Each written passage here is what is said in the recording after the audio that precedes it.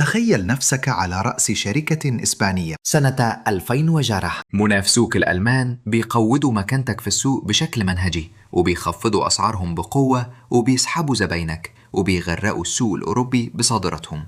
في الوقت اللي شركتك بتعاني فيه من نزيف حاد في حصتها السوقية، إجراء فوري وحاسم بقى حتمي. غريزياً بتمد إيدك ناحية زر الذعر التاريخي اللي كان معروف تاريخياً باسم خفض قيمة العملة، الرافعة الطارئة العريقة اللي استخدمتها الدول لقرون طويلة. لما القدرة التنافسية الوطنية بتتعثر، خفض قيمة العملة بنسبة 20% بيخلي صادراتك أرخص فوراً تقريباً بين يوم وليلة. لكن لما بتمد إيدك للآلية الحاسمة دي، بتكتشف إنها اختفت. وده لأن سنة 1999 مع تبني بلدك لليورو، أنت مش بس اندمجت في عملة موحدة، أنت تخليت عن آلية هروب اقتصادية حيوية. أنت استبدلك الاستقلالية النقدية الوطنية بعضوية في كتلة اقتصادية حصرية. دلوقتي ومع تطور الأزمة، التداعيات الحقيقية بقت واضحة بشكل صارخ: المدى الكامل لالتزامك. اتحاد نقدي مصمم عشان يكون غير قابل للحل، حتى لما فك الارتباط يبقى الاستراتيجية الوحيدة الممكنة للبقاء الاقتصادي. أنا متوقع إن جزء كبير منكم بيأكد إن اليورو في الحقيقة أنقذ القارة الأوروبية. فكر في الفرضية الأساسية دي: اليورو بيتجاوز كونه مجرد عملة، هو بيشتغل كقيد اقتصادي. لما 11 دولة ذات سيادة تبنت اليورو رسمياً كعملة قانونية ملموسة ليها في 1 يناير 2002، ده كان إذاناً بالقضاء على 2 من أقوى الأدوات في السياسة الاقتصادية، وهما السياسة النقدية المستقلة والآلية الحاسمة لتعديل سعر الصرف. تأمل التبعيات دي. إيه اللي بيترتب على ده؟ البنك المركزي الأوروبي بيفرض سعر فايدة واحد، وده بيشمل 19 اقتصاد وطني مختلف. إسبانيا ما بقتش تقدر تخفض قيمة عملتها الوطنية عشان تدعم صادراتها. السابقة التاريخية اللي بتشبه ده بشكل كبير هي معيار الذهب. في إطار معيار الذهب الكلاسيكي،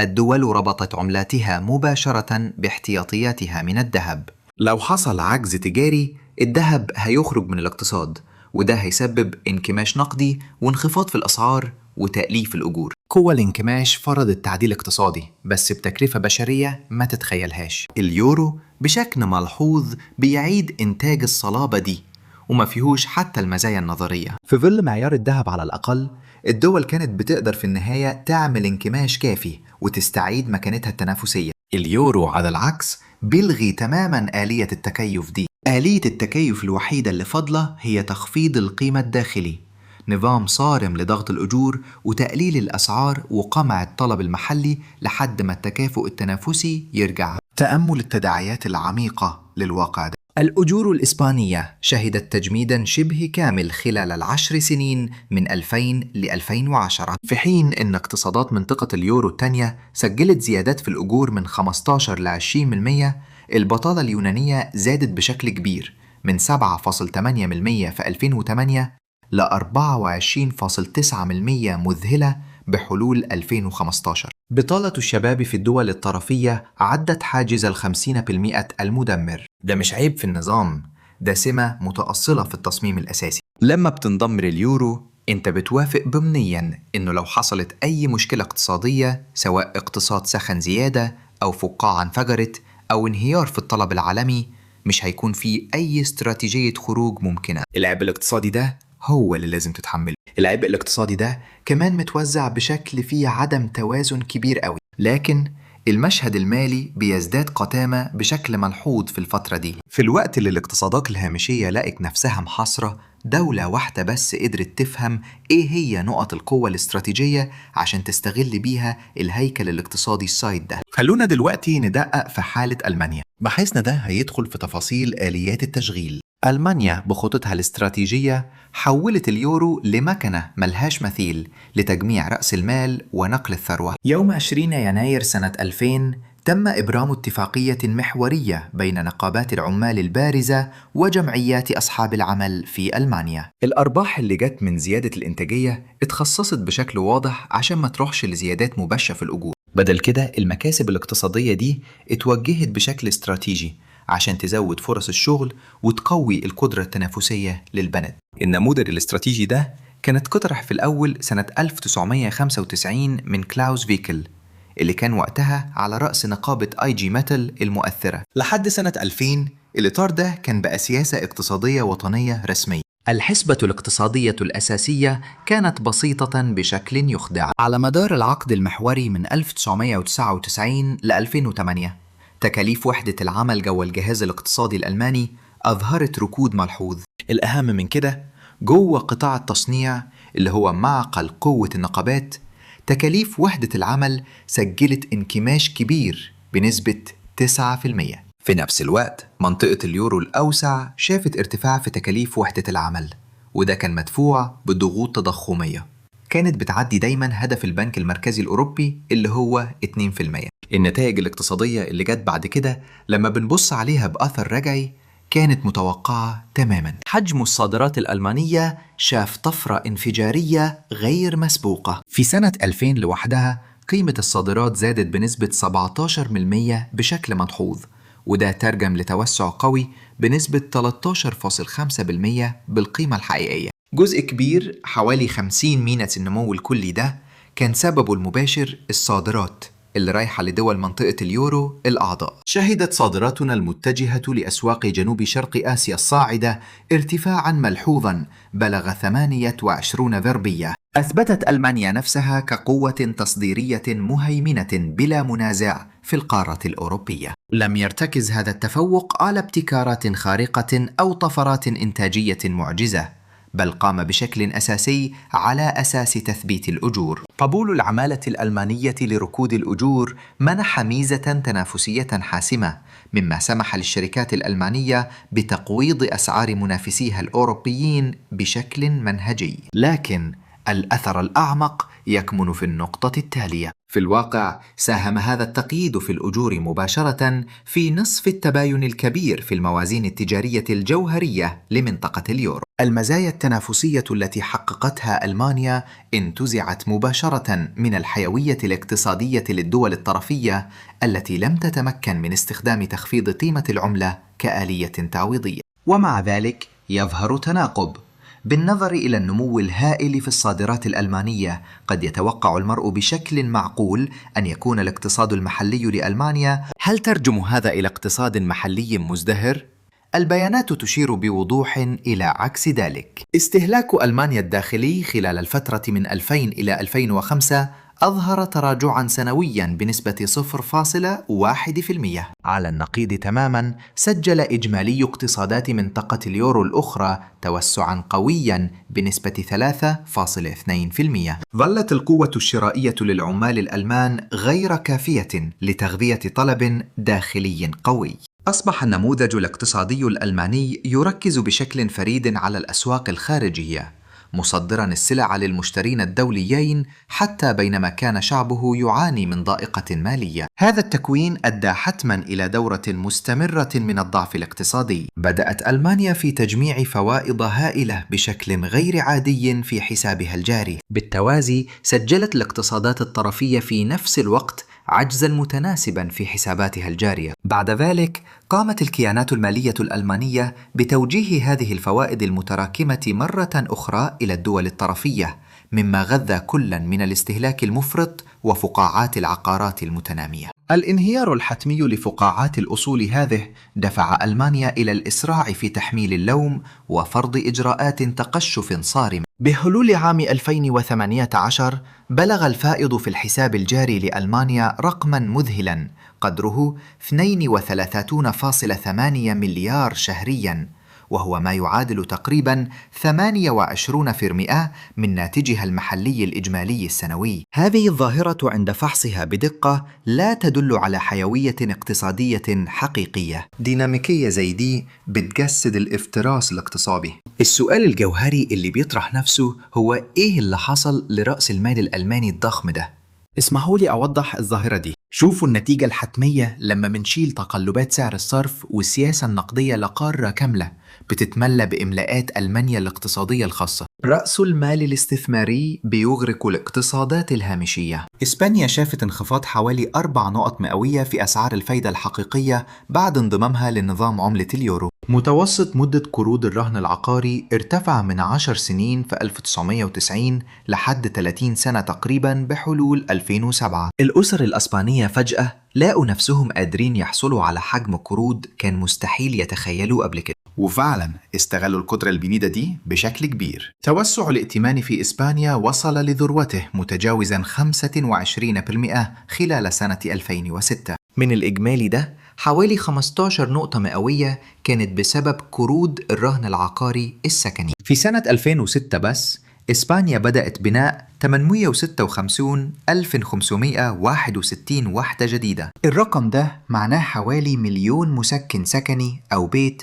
بدأوا في سنة واحدة في بلد عدد سكانها 40 مليون نسمة بس. عشان نحط الظاهرة دي في سياقها، نشاط البناء السكني في أسبانيا سنة 2006 تجاوز إجمالي عدد الوحدات السكنية اللي بدأت في ألمانيا وفرنسا وإنجلترا مجتمعين. الارتفاع ده ما كانش مدفوع بطلب سوقي طبيعي، لكن كان بسبب التوفر الواسع لرأس المال الرخيص. البنك المركزي الأوروبي ظبط أسعار الفايدة عشان تناسب الاقتصاد الألماني الراكد، وده خلاها غير مناسبة تماما لسوق إسبانيا اللي كان بيسخن بسرعة. أسعار الفايدة المنخفضة دي ولعت حمى مضاربة شديدة. بحلول سنة 2006 قطاعي البناء والعقارات مجتمعين شكلوا 18.5% من الناتج المحلي الإجمالي لإسبانيا، وده رقم تقريبا ضعف متوسط منطقة اليورو السائد. في نفس الوقت المؤسسات المالية الألمانية كانت بتمول بنشاط النشاط الاقتصادي الواسع ده. من نص 2001 لحد نص 2005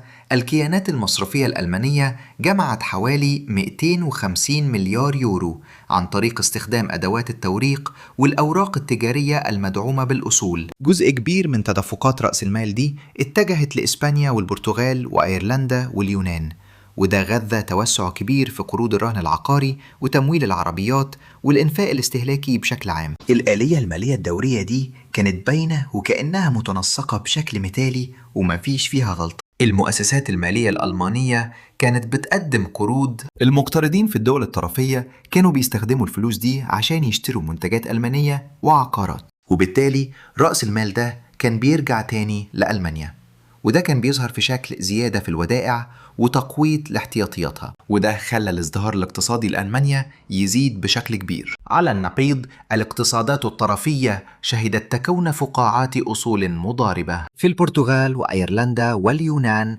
كانت فيه قصة متكررة بتتكشف، وإن كانت بتظهر بأشكال محلية مختلفة. المؤسسات المصرفية الأيرلندية كانت بتدي قروض رهن عقاري بتعدي 100% من قيمة العقارات، وكانت بتمول المشاريع دي بشكل أساسي من خلال أسواق المال بالجملة. ديون البرتغال الخارجية تراكمت لحد ما وصلت لحجم لا يمكن تحمله. في النهاية استراتيجية الاقتراض اليونانية كانت بتمول بشكل أساسي استهلاك القطاع العام بدل ما تتوجه لاستثمارات رأسمالية منتجة بجد. الموقف ده ممكن نشبهه بإنك تدي مراهق بطاقة ائتمان مفتوحة وبعدين تستغرب لما يخلص كل اللي فيها على مشتريات كمالية زي جزم غالية وتذاكر حفلات. وبشكل حتمي ومع عواقب مدمرة الاحتفالية المالية دي وقفت فجأة. بحلول صيف 2007 قطاع الرهن العقاري عالي المخاطر في الولايات المتحدة شهد انهيار كارثي، وده أدى لشلل عالمي في أسواق الائتمان. المؤسسات المصرفية الأوروبية اللي كانت بتمول عمليات الإقراض بتاعتها بشكل كبير عن طريق التوريق لقت نفسها فجأة مقطوعة عن تدفقات رأس المال الجديدة. التعديل الاقتصادي في إسبانيا بالذات ظهرت آثاره فورية وقاسية. بدء إنشاءات سكنية جديدة نزل بشكل كبير من 856 ألف وحدة في 2006 ل 34,873 وحدة بس بحلول 2014. تخيلوا حجم التأثير، حوالي 1,000,000 مشروع سكني جديد بدأ في سنة واحدة، وبعد 8 سنين بس العدد ده قل ل 34,000. في قطاع الإنشاءات لوحده البطالة زادت بنسبة مخيفة وصلت ل 170% في الفترة من صيف 2007 لحد 2008. بحلول عام 2012 كان معدل البطالة القومي في إسبانيا قد تصاعد ليبلغ نسبة صادمة بلغت 27%. وبحلول عام 2014 تجاوز معدل البطالة بين الشباب حاجز 53%. في عام 2008 تراجعت قيمة العقارات السكنية الإسبانية بنسبة 8%، ثم وبحلول عام 2013 تعمق هذا التراجع ليصل إلى 37%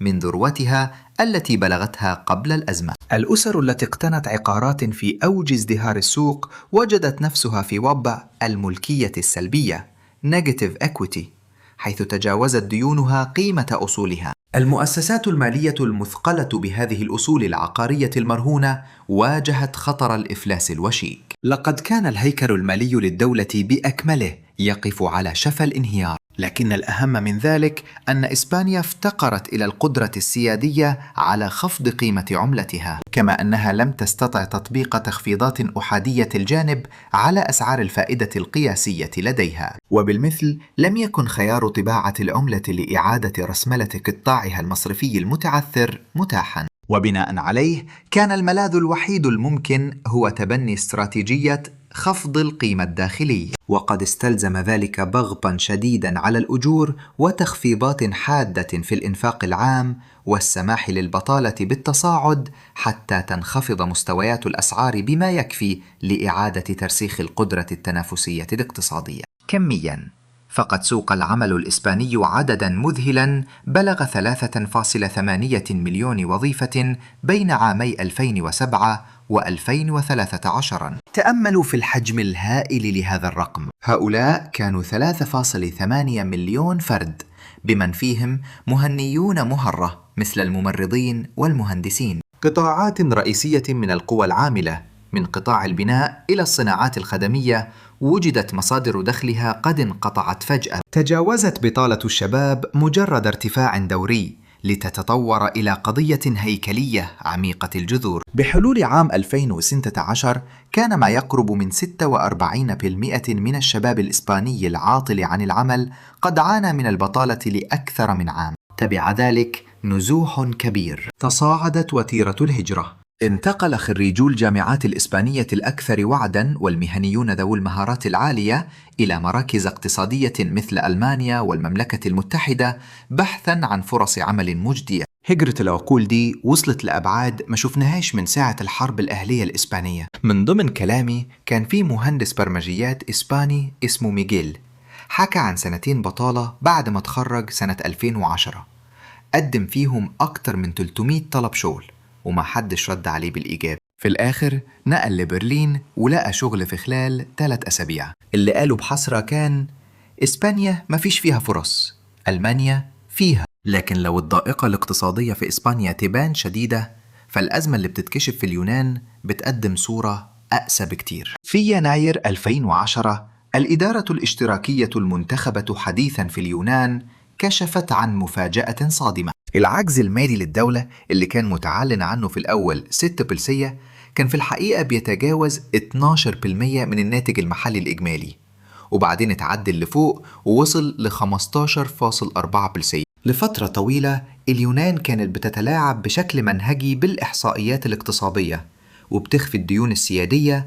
وبتعمل مخالفات محاسبية عشان تستوفي شروط الانضمام الصارمة لمنطقة اليورو. وسط أزمة متصاعدة اتكشف الغش المالي ده. الأسواق المالية ردت بذعر شديد وشككت في صحة البيانات اللي أعلنتها الدول الأعضاء التانية. إعادة تقييم مفاجئة من المستثمرين أشارت إن التخلف عن سداد الديون السيادية بين اقتصادات منطقة اليورو الطرفية كان خطراً حقيقي وملموس. عائدات السندات السيادية اللي أصدرتها اليونان والبرتغال وأيرلندا وإسبانيا ارتفعت بشكل كبير جدا. بحلول إبريل 2010 اليونان لقت نفسها مستبعدة تماما من أسواق رأس المال الدولية. الاتحاد الأوروبي وصندوق النقد الدولي تدخلا بمبلغ مبدئي 110 مليار يورو. ألمانيا ساهمت بالجزء الأكبر وصل ل 22 مليار يورو. في المقابل اليونان تعهدت بتطبيق إجراءات لضبط الأوضاع المالية قيمتها الإجمالية 30 مليار يورو عن طريق تخفيض النفقات وزيادة الإيرادات. نظام التقشف اللي اتفرض كان صارم ومفاقم للأزمة. السياسة دي فاقمت التدهور الاقتصادي عن طريق تقييد الطلب الكلي في الوقت اللي كان فيه الركود بيشتد، وده عمق الانكماش. الناتج المحلي الإجمالي لليونان انخفض بنسبة الربع من 2009 ل 2014. عشان نأكد على خطورة الأمر، الاقتصاد اليوناني انكمش بنسبة 25 فرمية كاملة. قفزت معدلات البطالة من 7.8% في 2008 لتصل إلى نسبة مهولة بلغت 24.9% بحلول عام 2015. أما بالنسبة للأجيال الشابة فقد تجاوزت البطالة حاجز 50%. وللأسف الشديد ارتفعت معدلات الانتحار بنسبة 35% طوال هذه الفترة العصيبة من الاضطراب الاقتصادي. تصاعد انتشار الاكتئاب الشديد خلال شهر واحد من 3.3% في 2008 إلى 12.3% بحلول عام 2013. حتى مع حزم الإنقاذ الضخمة ارتفعت نسبة الدين إلى الناتج المحلي الإجمالي في اليونان من 127% في 2009 إلى نسبة غير مستدامة بلغت 179% بحلول عام 2017. هذه الزيادة لم تكن في المقام الأول بسبب ارتفاع كبير ومطلق في الدين الذي نما بنسبة 6% فقط، بل كانت نتيجة الانهيار الكارثي للناتج المحلي الإجمالي. في عام 2012 حصلت اليونان على حزمة إنقاذ ثانية بلغت قيمتها 130 مليار يورو، وتميزت بشكل خاص بقصة شعر بنسبة 53.5% على السندات السيادية اليونانية المملوكة للقطاع الخاص. وقد بلغ هذا المبلغ 197 مليار يورو من الديون التي تمت إعادة هيكلتها. وفي عام 2015 تم تقديم حزمة مساعدات مالية ثالثة بقيمة 86 مليار يورو. تخلفت اليونان بشكل شهير عن سداد دفعة لصندوق النقد الدولي في يونيو 2015، ومع ذلك تمكنت في النهاية من الحفاظ على عضويتها في منطقة اليورو. لم يتم اختتام برامج الإنقاذ اليونانية المطولة رسمياً إلا في أغسطس 2018. على الرغم من بقاء الدولة تحت رقابة خارجية صارمة، إلا أن الخطاب السائد كان يعد بأن إجراءات التقشف ستؤدي إلى استعادة الاقتصاد. بدلاً من ذلك دمرت هذه السياسات اقتصاداً بأكمله، وأضاعت جيلاً كاملاً شافت بوضوح صارخ أن القواعد الأساسية لمنطقة اليورو مصممة بطبيعتها لحماية الدائنين، وغالباً ما يكون ذلك على حساب الضرر البالغ للدول المدينة. بينما كانت اليونان تتحمل محنتها الاقتصادية، كان رأس المال يغادر أطراف منطقة اليورو في نفس الوقت بوتيرة غير مسبوقة. اسمحوا لي أن أوضح آلية حاسمة ولكنها غالباً ما تساء فهمها. أرصدة تارجت 2 يمثل تارجت 4 نظام الدفع بين البنوك الذي تستخدمه البنوك المركزية في منطقة اليورو لتسهيل وتسوية المعاملات عبر الحدود. إذا قام مواطن يوناني بتحويل أموال إلى حساب بنكي ألماني، يسجل بنك اليونان التزاماً مقابلاً، بينما يسجل البنك المركزي الألماني البوندسبانك رصيداً دائناً معادلاً. قبل عام 2008 كانت هذه الأرصدة ضئيلة نسبياً بإجمالي حوالي 100 مليار يورو عبر جميع الدول الأعضاء، وذلك بشكل أساسي لأن الأسواق المالية الخاصة كانت الممول الرئيسي لحركات رأس المال عبر الحدود. بعد الأزمة تخلت الاستثمارات الخاصة بسرعة عن الاقتصادات الطرفية باحثة عن ملاذ في الاستقرار المتصور لألمانيا. شهدت الودائع المصرفية اليونانية انخفاضاً حاداً بنسبة 17% خلال عام 2011 وحده. منذ عام 2009 شهدت اليونان خروج ما يقدر ب65 مليار يورو من رؤوس الأموال. من هذا المبلغ تدفق 16 مليار يورو إلى حسابات أجنبية اتجه ثلثها إلى بريطانيا و10% إلى سويسرا. بالتزامن مع ذلك انخفضت الودائع المصرفية الإسبانية بنحو 3%، بينما شهدت الودائع الإيطالية تراجعاً أقل بقليل من 2%. على النقيض تماما، توسعت الودائع الألمانية بنسبة 3%، وارتفعت الودائع الفرنسية بنسبة 10% خلال نفس الفترة. هذا النزوح الكبير لرؤوس الأموال يتجلى مباشرة في اختلالات واضحة بنظام تارجت 2. بحلول منتصف عام 2012 وصل مركز البوندسبانك الألماني الدائن في تارجت 2 إلى ما يقرب من 900 مليار يورو. تصاعد هذا المبلغ إلى 1.82 تريليون يورو بحلول مايو 2023، ممثلا حوالي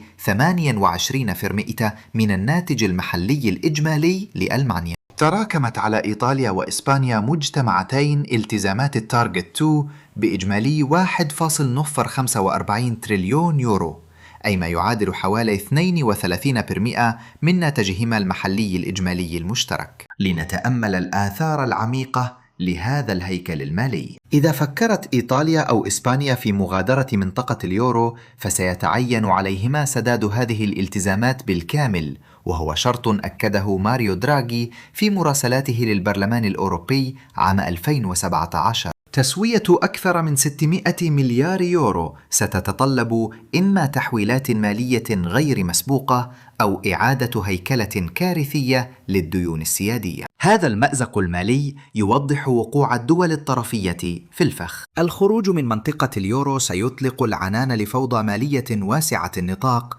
مما يؤدي إلى تهافت على البنوك ومخاطر إعادة تقييم العملة ونزاعات قانونية طويلة الأمد حول تريليونات من المطالبات العابرة للحدود. على العكس من ذلك، البقاء داخل النظام يستلزم حالة دائمة من التبعية الاقتصادية. نظام تارجت 2 لا يعمل كمجرد آلية دفع، بل يمثل سيناريو احتجاز مالي، حيث أن ديون الدول الطرفية الهائلة للدول المركزية تجعل أي خروج بمثابة عمل من أعمال التدمير الذاتي الاقتصادي. ونتيجة لذلك تستمر هذه الدول داخل منطقة اليورو حتى في ظل الركود الاقتصادي المستمر. لذلك إذا أصبح خفض قيمة العملة مستحيلا وأثبت الخروج أنه انتحار اقتصادي، فما هي الخيارات المتاحة؟ العلاج الاقتصادي الموصوف: خفض القيمة الداخلي. تفرض هذه الاستراتيجية تخفيضات قوية في الأجور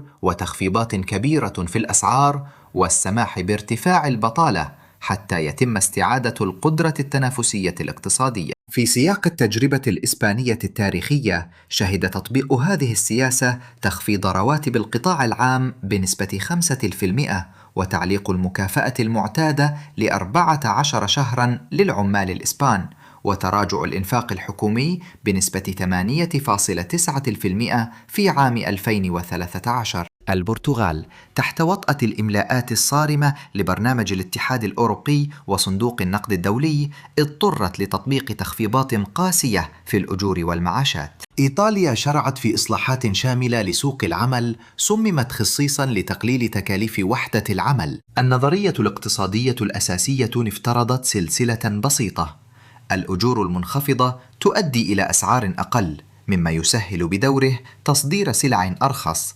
وبالتالي يعزز القدرة التنافسية ويحفز في النهاية التعافي الاقتصادي. لكن هذا الإطار النظري أثبت عدم فعاليته. انكماش مستويات الأجور يؤدي حتما إلى انخفاض في الإنفاق الاستهلاكي، يهبط الاستهلاك الكلي، مما يتسبب في تآكل إيرادات الشركات، يتراجع تكوين رأس المال، وتتصاعد البطالة حتما. هذه الديناميكية تبدأ دورة ذاتية التعزيز من المزيد من ضغوط الأجور وتخفيضات إضافية في الإنفاق وضغوط انكماشية متزايدة. هذا يشكل دوامة اقتصادية متواصلة من التدهور. الأبحاث التجريبية في إسبانيا أوضحت أن الخفض الداخلي للقيمة واجه هيكلا اقتصاديا يتميز بطلب مدفوع بالأجور. الأجور المتدنية أدت مباشرة إلى تآكل القوة الشرائية للأسر، مما قلل بدوره من الاستهلاك الكلي وبالتالي عمق البيئة الركودية. بينما سجل أداء الصادرات تحسنا هامشيا،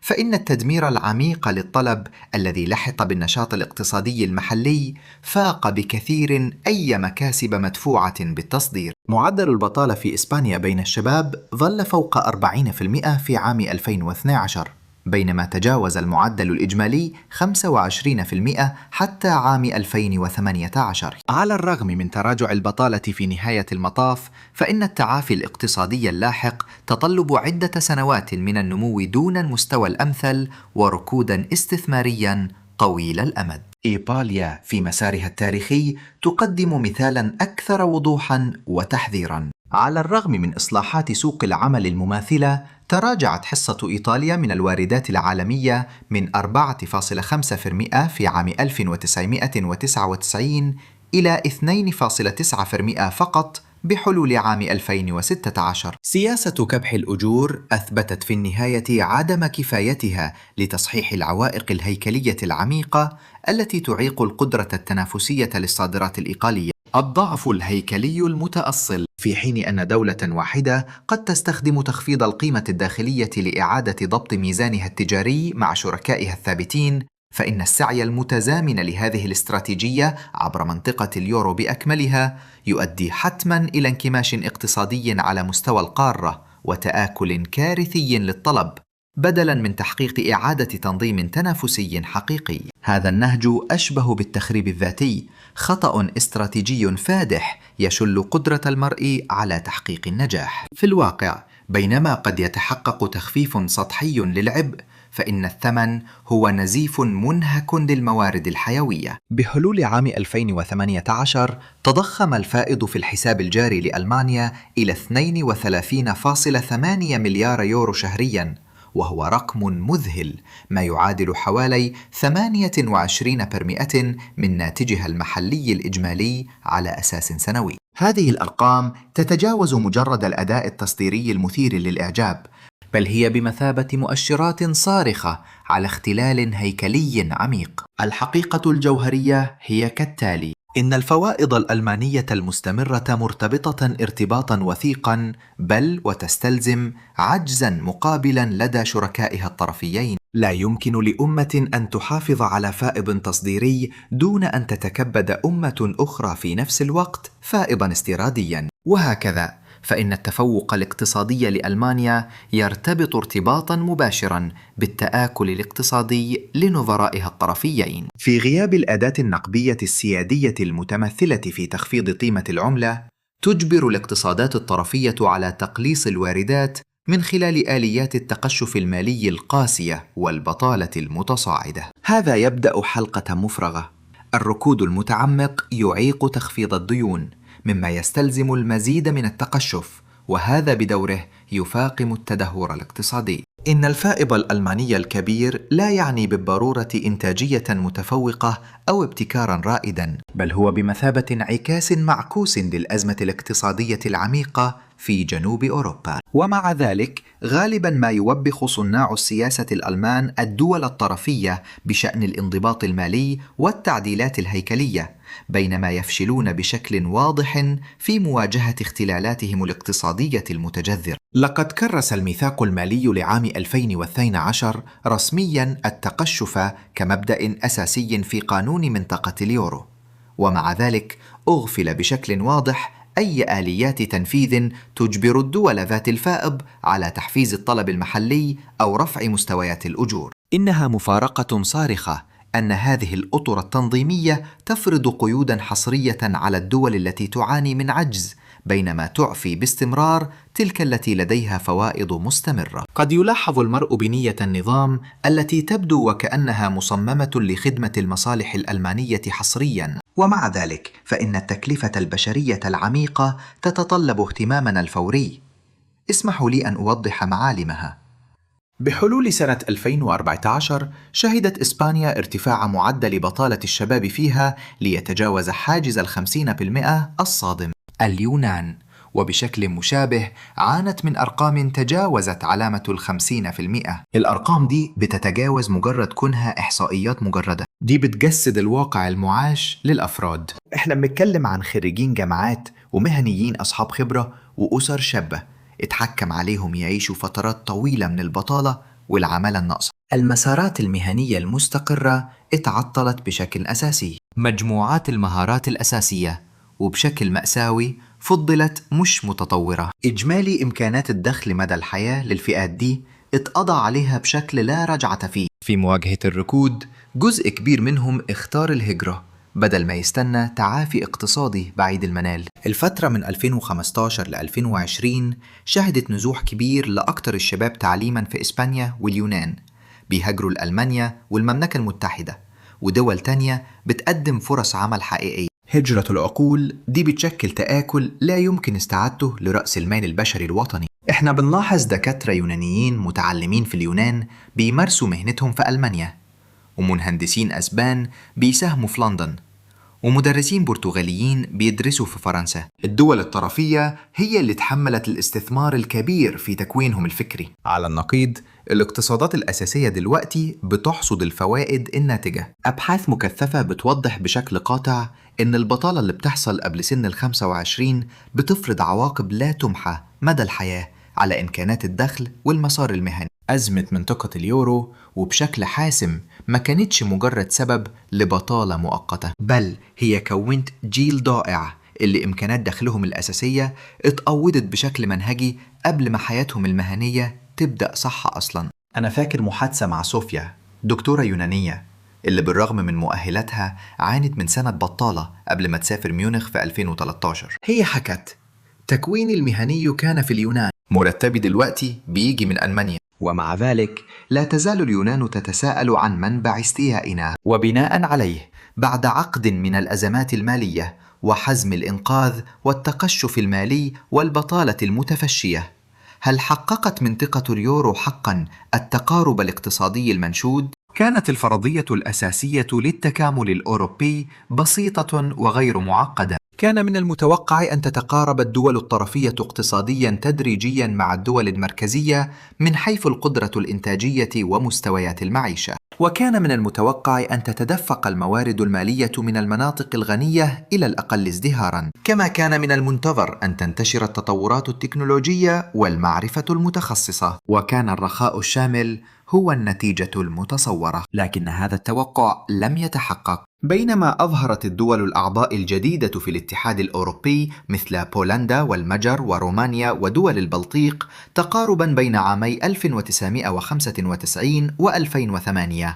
تباطأ هذا الاتجاه بالنسبة للوافدين الجدد بعد الأزمة، وانعكس تماما بالنسبة لدول جنوب أوروبا. تراجعت الأرباح الفردية في جنوب أوروبا من 85% من متوسط الاتحاد الأوروبي قبل الأزمة إلى 80% بعدها. اتسع التفاوت الاقتصادي بشكل ملحوظ. شهدت المراكز الحضارية المزدهرة مثل فرانكفورت وأمستردام ولندن طفرة هائلة في الإنتاجية. في المقابل، عانت المناطق الطرفية من ركود اقتصادي. النمط الناشئ لا لبس فيه. منطقة اليورو بدلاً من تقليص الفوارق الاقتصادية فاقمتها. ركزت القوى الجاذبة، رأس المال والعمالة الماهرة والصناعات ذات القيمة المضافة العالية داخل الاقتصادات المركزية المزدهرة بالفعل. عانت المناطق الطرفية من هجرة القوى العاملة الأكثر إنتاجية لديها، وظلت محصورة في الأنشطة الاقتصادية الأقل إنتاجية. تشير الدراسات التجريبية إلى أن التباعد الاقتصادي الإقليمي داخل أوروبا قد تفاقم منذ عام 2008، مما يوحي بأن الخلل التنافسي ليس مجرد دوري، بل هو متأصل في البنية التأسيسية لمنطقة اليورو. كان إطلاق اليورو مبنياً على طموح الوحدة الأوروبية، لكن نتيجته الفعلية كانت ترسيخ منطقة اقتصادية طرفية دائمة محاصرة في حالة من التبعية. هذا يطرح سؤالاً جوهرياً: لماذا تستمر هذه الدول الطرفية ضمن هذا الإطار؟ الحقيقة المرة هي أن السيناريوهات البديلة تظهر تداعيات أكثر كارثية. هذا يمثل قيدهم الاقتصادي.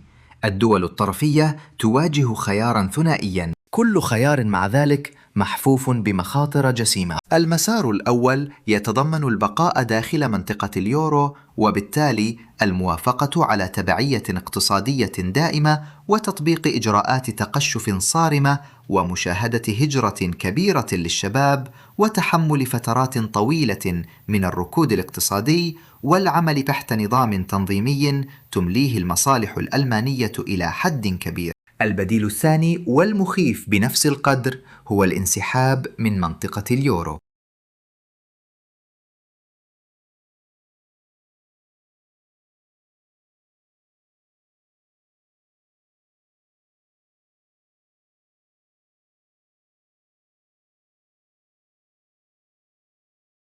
مثل هذه الخطوة تهدد بإطلاق العنان لعدم الاستقرار المالي على نطاق يضاهي أزمة التضخم المفرط في ألمانيا فايمار، أو تخلف الأرجنتين عن سداد ديونها السيادية في عام 2001.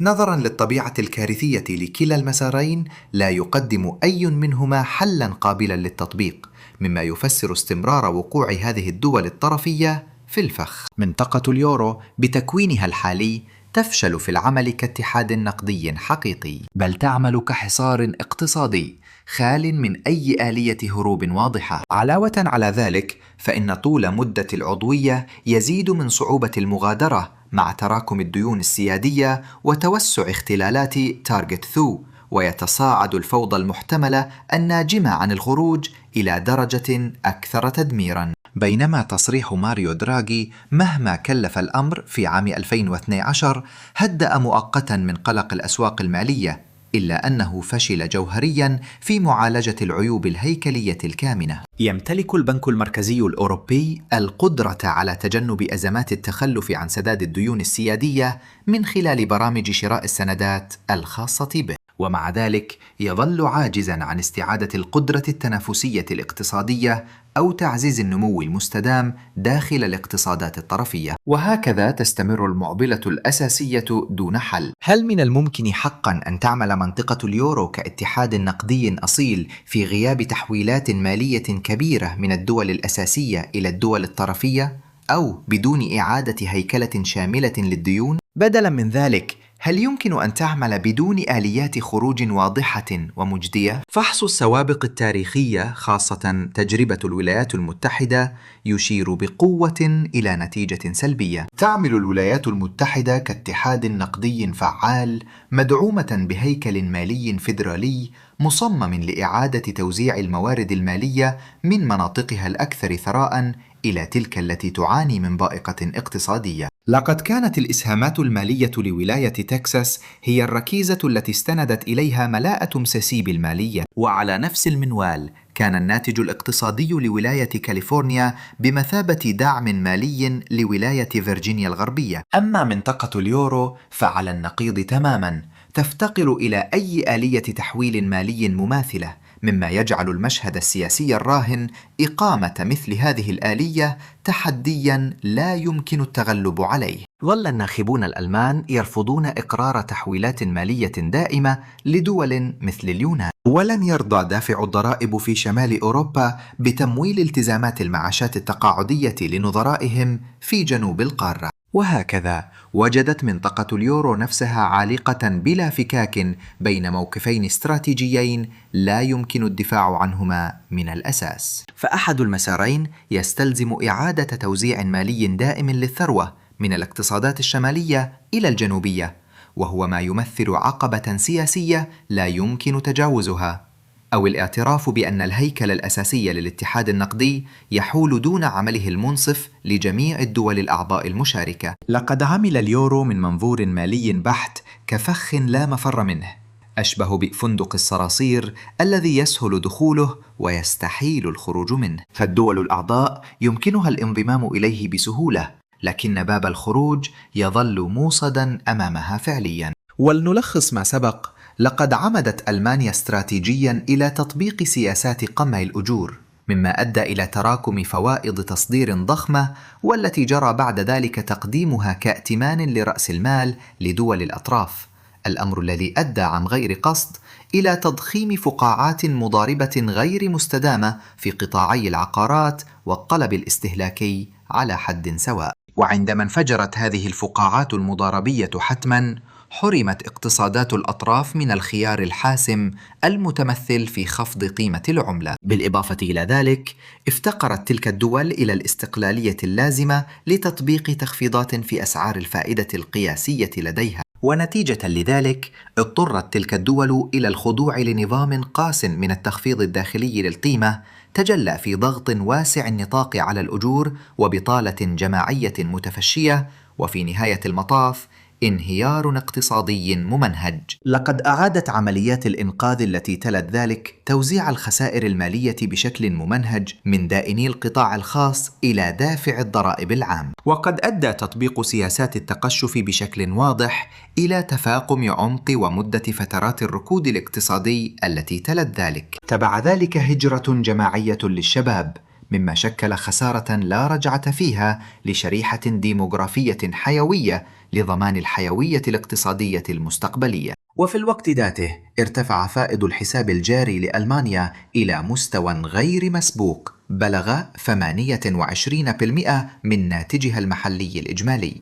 وتصاعدت اختلالات نظام تارجت 2 المتراكمة لتتجاوز حاجز التريليون يورو بشكل مذهل. لقد أظهرت الاقتصادات المكونة لمنطقة اليورو تبايناً واضحاً، وهو ما يتناقض بشكل مباشر مع المبدأ التأسيسي للتقارب الاقتصادي. بالنسبة لدول الأطراف في جنوب أوروبا، تبين في نهاية المطاف أن الوعود التأسيسية للتكامل الأوروبي والرخاء المشترك والتقارب الاقتصادي كانت مجرد وهن. العملة الموحدة على عكس هدفها المعلن فشلت في تحقيق الوحدة القارية، بل إنها هندست تسلسلا هرميا لا يتزعزع، واضعة ألمانيا كقوة مهيمنة ومرسخة الاقتصادات الطرفية في حالة تبعية هيكلية. الكشف الأكثر خطورة وإدانة هو الغياب الواضح لأي آلية هروب قابلة للتطبيق من هذا المأزق. أي محاولة للانسحاب ستؤدي حتما إلى فوضى مالية عميقة. على النقيض، فإن استمرار العضوية يفرض قبول ركود اقتصادي طويل الأمد يمتد لعقود.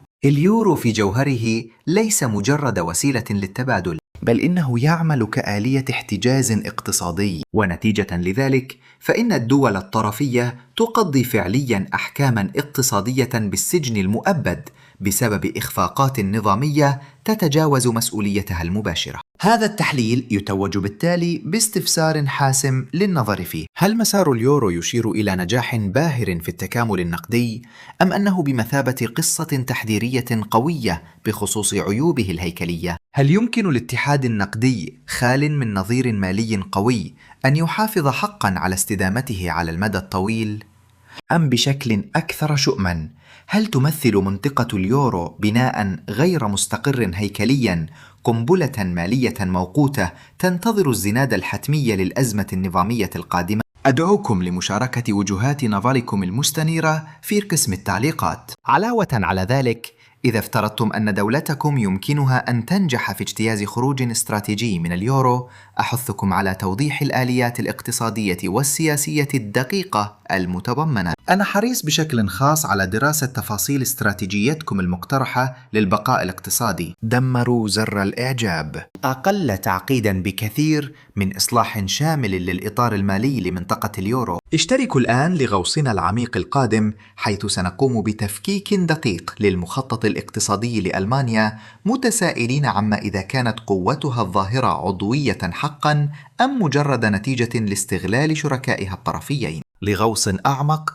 راجعوا الوصف لمصادر شاملة ورسوم بيانية توضيحية وديانات رصيد تارجت 2 الحاسمة، حيث أن الآثار الكاملة لهذه الملحمة لا تفهم حقا إلا عندما تواجهون الأرقام بأنفسكم. شكرنا لمشاركتكم. أهلا وسهلا بكم في سجلات الثروة، المكان اللي بنكشف فيه ستار عن التركيبات المالية المعقدة اللي غالبا ما تصممت عشان تفضل تخلق بلبلة اقتصادية.